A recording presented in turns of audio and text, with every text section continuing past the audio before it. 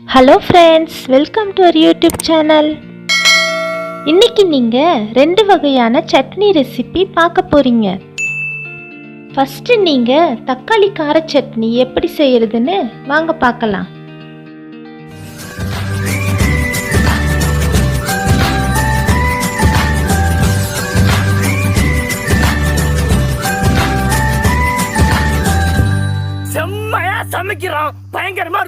தக்காளி கார சட்னிக்கு தேவையான பொருட்கள் எடுத்து வச்சுக்கோங்க. ஒரு பெரிய வெங்காயம், 2 தக்காளி, 2 பல் பூண்டு, கொத்தமல்லி, கருவேப்பிலை எல்லாம் கொஞ்சம் எடுத்து வச்சுக்கோங்க. ஸ்டவ் ஆன் பண்ணி பேனை ஹீட் பண்ணிக்கோங்க. 2 டீஸ்பூன் எண்ணெய் ஊற்றி கடுகு, உளுத்தம் பருப்பு சேர்த்துக்கோங்க. கூடவே கடலை பருப்பு,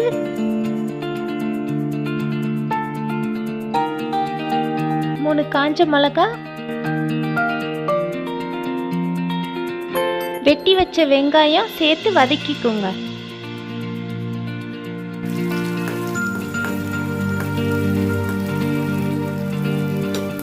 அது கூட 2 பல் பூண்டு, கருவேப்பிலை, கொத்தமல்லி சேர்த்து வதக்கிக்கோங்க.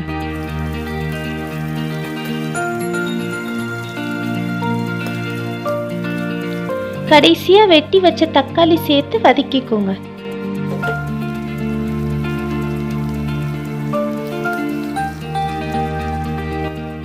½ டீஸ்பூன் மஞ்சத்தூள், தேவையான அளவு உப்பு சேர்த்து கடைசியா 5-6 பொட்டுக்கடலை சேர்த்து வதக்கி ஸ்டவ் ஆஃப் பண்ணிடுங்க. கொஞ்சம் ஆற விட்டு மிக்ஸி ஜார்ல சேர்த்து சட்னி பதத்துக்கு அரைத்து எடுத்துக்கோங்க.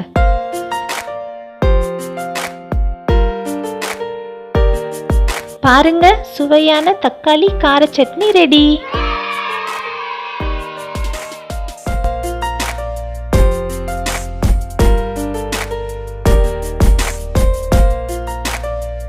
அடுத்தது தேங்காய் சட்னி எப்படி செய்யறதுன்னு பார்ப்போம். ஃபர்ஸ்ட் ஒரு மிக்ஸி ஜார்ல கீறி வச்ச தேங்காய் துண்டுகள் 10 சேர்த்துக்கோங்க. கூடவே பொட்டுக்கடலை 2 டீஸ்பூன், ஒரு காஞ்ச வத்தல் சேர்த்து தட்டி எடுத்துக்கோங்க. 2 பல் பூண்டு, பாதி தக்காளி, பாதி வெங்காயம்,